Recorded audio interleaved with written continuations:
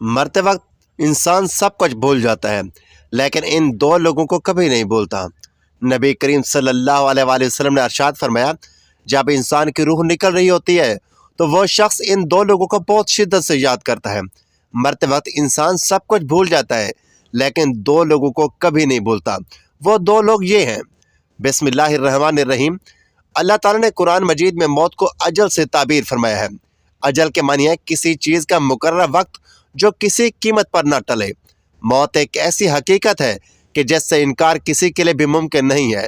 ہر ایک جانتا ہے کہ ایک دن اس کی دنیا میں زندگی کا تسلسل یقیناً ختم ہو کر رہے گا، اور جب اس کی موت کا وقت آئے گا تو دنیا کی کوئی طاقت اور اعلیٰ سے اعلیٰ عہدہ، سیاسی اسباب اور وسائل اس کو موت سے نہ بچا سکے گا۔ قرآن مجید کی سینکڑوں آیتوں میں موت، حشر اور جنت و دوزخ کی تفصیلات کا ذکر کیا گیا ہے۔ ان لوگوں کو اس اٹل حقیقت کے لیے تیار رہنے کا حکم فرمایا گیا ہے۔ چند آیات ملاحظہ فرمائیں۔ ہر جان موت کا ذائقہ چکھنے والی ہے، اور تمہارے اجر پورے کے پورے تو قیامت کے دن ہی دیے جائیں گے۔ بس جو کوئی دوزخ سے بچا لیا گیا اور جنت میں داخل کیا گیا واقعتاً کامیاب ہو گئے، اور دنیا کی زندگی دھوکے کے سوا کچھ بھی نہیں۔ ایک اور جگہ ارشاد ربانی ہے، اور کوئی شخص یہ نہیں جانتا کہ وہ کل کیا عمل کمائے گا، اور نہ کوئی شخص یہ جانتا ہے کہ وہ کس سرزمین پر مرے گا۔ بے شک اللہ خوب جاننے والا ہے۔ تم جہاں کہیں بھی ہو، موت تمہیں آ ہی پکڑے گی، اگرچہ تم مضبوط قلعوں میں چھپ جاؤ۔ پھر جب ان کا وقت مقرر آ پہنچتا ہے تو وہ نہ ایک گھڑی پیچھے ہو سکتے ہیں اور نہ ایک گھڑی آگے ہو سکتے ہیں، اور تم اس مال میں سے جو ہم نے تمہیں عطا کیا ہے اللہ کی راہ میں خرچ کرو، قبل اس کے کہ تم میں سے کسی کو موت آ جائے۔ پھر وہ کہنے لگے، اے میرے رب، تو نے مجھے تھوڑی مدت تک کی مہلت اور کیوں نہ دی کہ میں صدقہ و خیرات کر لیتا اور نیکوکاروں میں سے ہو جاتا۔ اور اللہ ہرگز کسی شخص کو مہلت نہیں دیتا جب اس کی موت کا وقت آ جاتا ہے، اور اللہ ان کاموں سے خوب آگاہ ہے جو تم کرتے ہو۔ یہاں تک کہ جب ان میں سے کسی کو موت آ جائے تو وہ کہے گا، اے میرے رب، مجھے دنیا میں واپس بھیج دے تاکہ میں اس دنیا میں کچھ نیک عمل کر لوں جسے میں چھوڑ آیا ہوں۔ ہرگز نہیں، یہ وہ بات ہے جسے وہ بطور حسد کہہ رہا ہوگا، اور ان کے آگے اس دن تک ایک پردہ حائل ہے جس دن وہ قبر سے اٹھائے جائیں گے۔ لیکن اس کے مقابل یہ بھی ایک عظیم حقیقت ہے کہ موت جتنی زیادہ یقینی ہے اتنی لوگوں میں اس سے غفلت اور عدم توجہ پائی جاتی ہے، حتیٰ کہ مجلسوں میں موت کا ذکر تک ناپسند کیا جاتا ہے۔ یہ غفلت ایمانی تقاضے کے بالکل برخلاف ہے۔ مومن کی شان یہی ہے کہ وہ کثرت سے موت کو یاد کیا کرے، اور جہاں تک ممکن ہو آخرت کی تیاری کے لیے ہر وقت فکر مند رہنا چاہیے۔ قرآن مجید کے سینکڑوں آیتوں میں موت، حشر اور جنت و دوزخ کی تفصیلات کا ذکر کیا گیا ہے، اور انبیاء کرام کی بعثت کا اہم ترین مقصد بھی یہی تھا کہ انسان کو اس کے اصلی اور دائمی وطن سے آگاہ کر کے وہاں کی دائمی نعمتوں کا اس سے مستحق بنا دیا جائے۔ اس حوالے سے چند احادیث ملاحظہ فرمائیں۔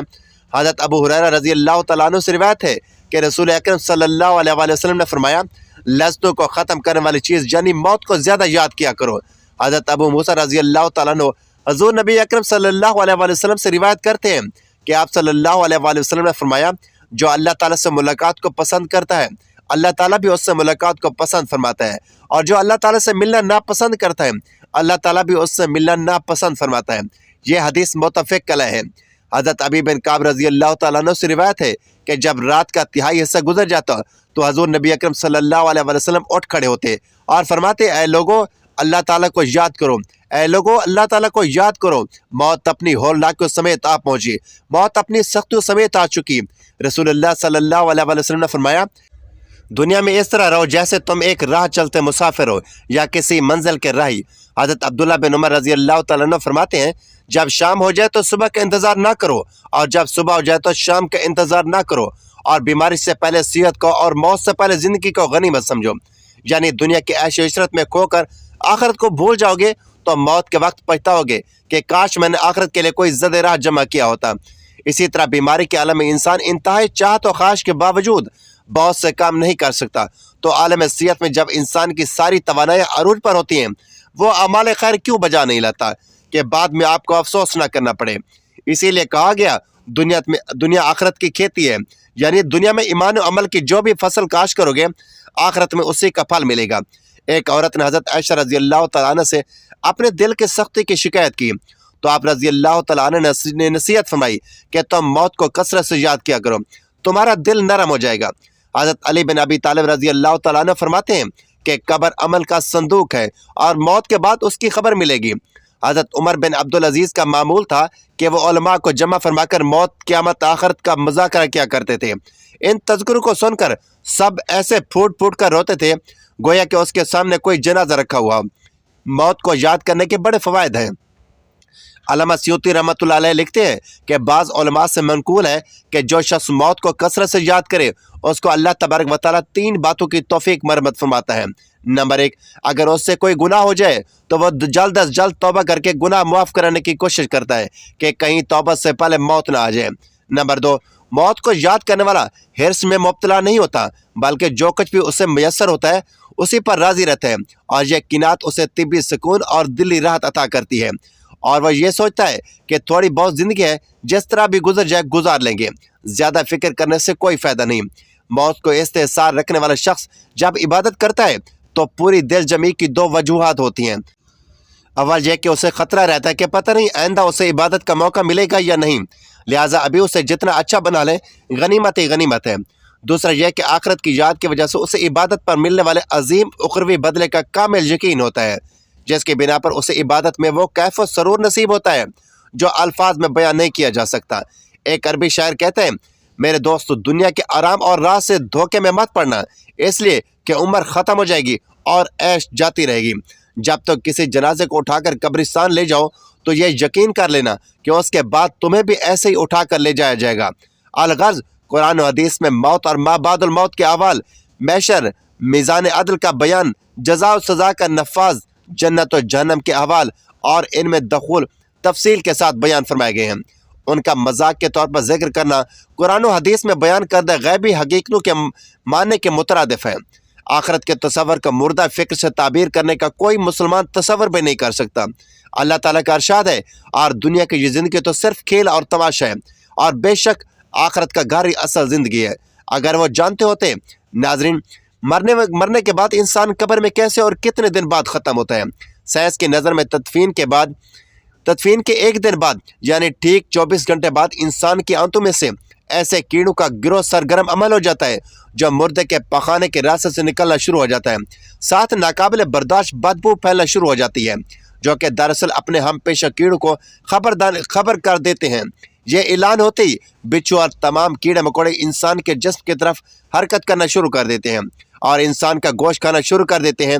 تدفین کے 3 دن بعد سب سے پہلے ناک کی حالت تبدیل ہونا شروع ہو جاتی ہے، 6 دن بعد ناخن گرنا شروع ہو جاتے ہیں، 9 دن کے بعد بال گرنا شروع ہو جاتے ہیں، انسان کے جسم پر کوئی بال نہیں رہتا اور پیٹ پھولنا شروع ہو جاتا ہے، 17 دن بعد پیٹ پھٹ جاتا ہے اور دیگر اعضاء باہر آنا شروع ہو جاتے ہیں، 60 دن بعد مردے کے جسم سے سارا گوشت ختم ہو جاتا ہے، انسان کے جسم پر بوٹی کا ایک ٹکڑا باقی نہیں رہتا، 90 دن بعد تمام ہڈیاں ایک دوسرے سے جدا ہونے شروع ہو جاتی ہیں، 1 سال بعد ہڈیاں بوسیدہ ہو جاتی ہیں اور بالآخر جس انسان کو دفنایا گیا تھا اس کا وجود ختم ہو جاتا ہے۔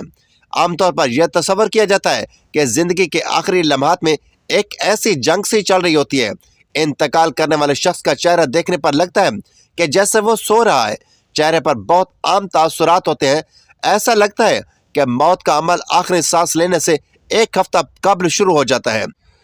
اس دوران صحت متاثر ہونے لگتی ہے، جسم کمزور پڑنے لگتا ہے، چلنے میں دشواری پیش آنے لگتی ہے اور غنودگی طاری رہتی ہے، آخری لمحات میں کھانا پینا مشکل ہونے لگتا ہے اور کسی شخص میں طاقت نہیں کہ خدا کے حکم کے بغیر مر جائے، اس نے موت کا وقت مقرر کر رکھا ہے اور جو شخص دنیا میں اپنے اعمال کا بدلہ چاہے اس کو ہم یہی بدلہ دیں گے، اور جو آخرت میں طالب ثواب ہو اس کو وہاں اجر عطا کریں گے، اور ہم شکر گزار کو ان قریب بہت اچھا صلہ دیں گے۔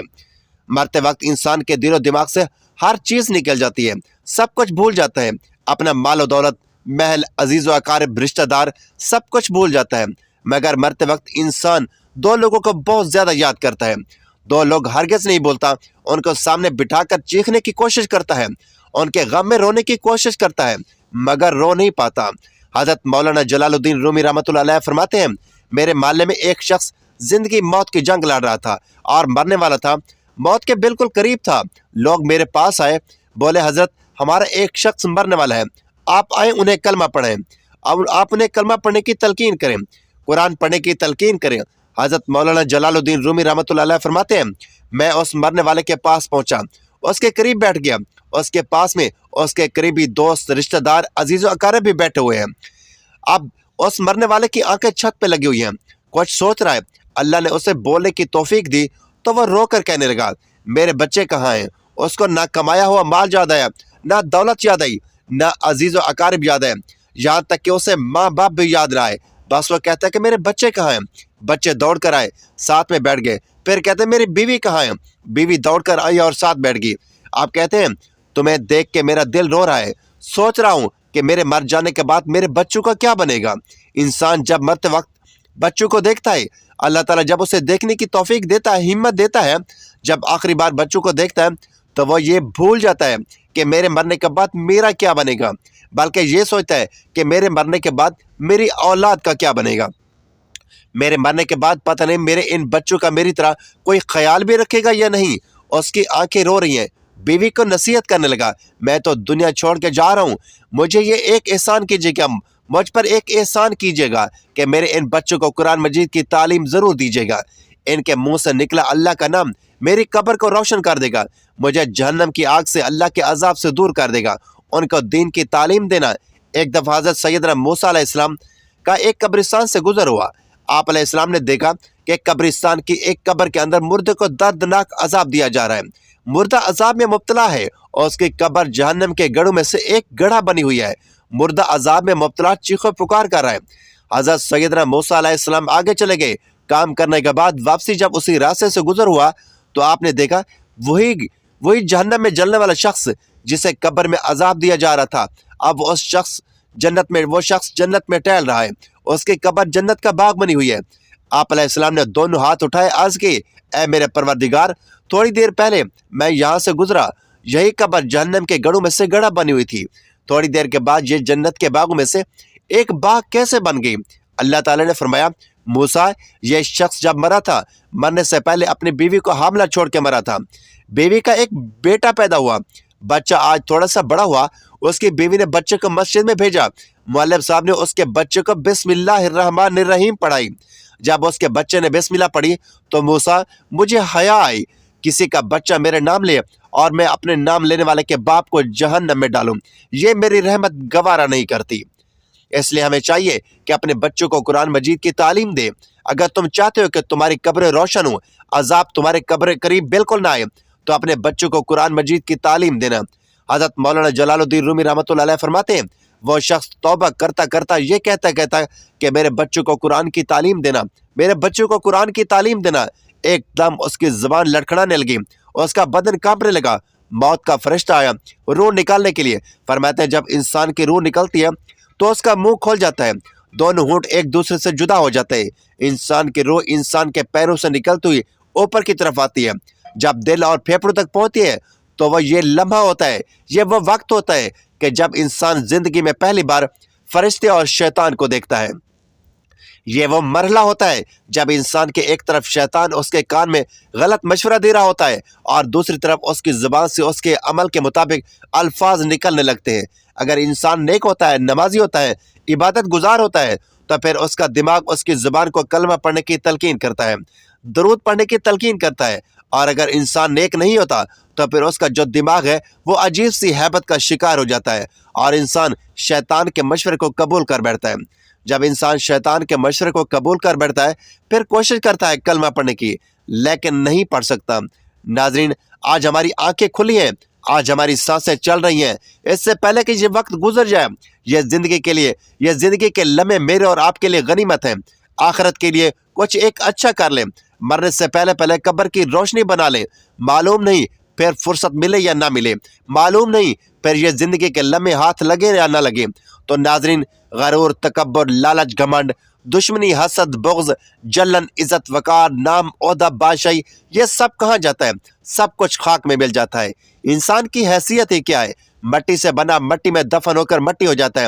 5 یا 6 فٹ کا انسان قبر میں جا کر بے نام و نشان ہو جاتا ہے۔ دنیا میں اکڑ کر چلنے والا، اپنے آپ کو طاقتور سمجھنے والا، دنیا پر حکومت کرنے والا، قبر میں آتی اس کی حیثیت صرف مٹی رہ جاتی ہے۔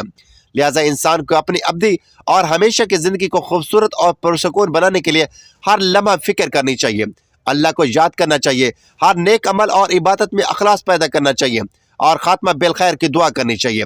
مرتے وقت انسان سب کچھ بھول جاتا ہے، لیکن ایسی دو ہستیاں ہیں جسے انسان مرتے وقت ہرگز نہیں بھولتا۔ انسانی جسم لافانی نہیں ہے، یہ زمین پر ایک مدت سے زیادہ نہیں رہ سکتا۔ عام طور پر جسم زمین پر کئی رنگ بدلتا ہے، بچپن سے جوانی اور جوانی سے بڑھاپا۔ یہ تمام علامات جسم کی پل پل موت کی خبر دیتا رہتا ہے کہ وقت بہت قریب آ گیا ہے۔ ایسا موقع پر محبت کرنے والوں کو چاہیے کہ وہ جسم کو تنگ نہ کرے اور اسے کوئی ذہنی یا جسمانی تکلیف نہ پہنچائے، تاکہ روح کے جسم سے جدا ہونے کا یہ عمل آسان ہو جائے۔ مرنا ایک ایسا عمل ہو سکتا ہے جس کے دوران جسم زندگی کو جانے دیتا ہے۔ یہ عمل مختلف لوگوں کے درمیان مختلف ہو سکتا ہے۔ جب لوگ مر رہے ہوتے ہیں تو جسم کا نظام ایسا ایسا کام کرتا ہے، دل کی دھڑکن ہلکی ہو جاتی ہے اور دوران خون کم ہو جانے کی وجہ سے دماغ اور باقی اعضاء کو آکسیجن کم ملتی ہے، جس کی وجہ سے دماغ صحیح طور پر کام نہیں کر پاتا۔ اس کے علاوہ مرنے والے شخص کی سوچنے اور سمجھنے کی صلاحیت ختم ہو جاتی ہے۔ اگر آپ نے موت کو گلے لگاتے کسی شخص کو کبھی دیکھا ہو تو آپ نے بھی غور کیا ہوگا کہ ایسا لگتا ہے جیسے اچانک اس کے چہرے پر سکون آ گیا ہو، لیکن اس دوران آخر اس کے دماغ میں کیا کچھ چل رہا ہوتا ہے۔ انتقال کرنے والے شخص کا چہرہ دیکھ کر یوں لگتا ہے جیسے وہ سو رہا ہو۔ چہرے پر بہت عام تاثرات ہوتے ہیں۔ ناظرین، عام طور پر یہ تصور کیا جاتا ہے کہ زندگی کے آخری لمحات میں ایک جنگ سی چل رہی ہوتی ہے۔ مرتے وقت انسان کے دل و دماغ ہر چیز نکل جاتی ہے، سب کچھ بھول جاتا ہے، اپنے مال و دولت، محل، عزیز و اقارب، رشتہ دار، سب کچھ بھول جاتا ہے۔ مگر مرتے وقت انسان دو لوگوں کو بہت زیادہ یاد کرتا ہے۔ وہ دو لوگ کو ہرگز نہیں بھولتا، ان کو سامنے بٹھا کر چیخنے کی کوشش کرتا ہے، ان کے غم میں رونے کی کوشش کرتا ہے، مگر وہ رو نہیں پاتا۔ جب اللہ تعالیٰ اسے دیکھنے کی توفیق دیتا ہے، ہمت دیتا ہے، تو وہ یہ بھول جاتا ہے کہ میرے مرنے کے بعد میرا کیا بنے گا، بلکہ یہ سوچتا ہے کہ میرے مرنے کے بعد میری اولاد کا کیا بنے گا، میرے مرنے کے بعد پتہ نہیں میری ان بچوں کا میری طرح کوئی خیال بھی رکھے گا یا نہیں۔ اس کی آنکھیں رو رہی ہیں۔ بیوی کو نصیحت کرنے لگا، میں تو دنیا چھوڑ کے جا رہا ہوں، مجھ پہ ایک احسان کیجیے گا کہ میرے ان بچوں کو قرآن مجید کی تعلیم لازمی دیجیے گا، قرآن مجید کی تعلیم لازمی دیجیے گا۔ ان کے منہ سے نکلا اللہ کا نام میری قبر کو روشن کر دے گا، مجھے جہنم کی آگ سے اللہ کے عذاب سے دور کر دے گا۔ ان کو دین کی تعلیم ضرور دینا۔ ناظرین، اللہ پاک سے دعا ہے کہ اللہ پاک ہم سب کو نیک عمل کرنے کی توفیق عطا فرمائے۔ آمین یا رب العالمین۔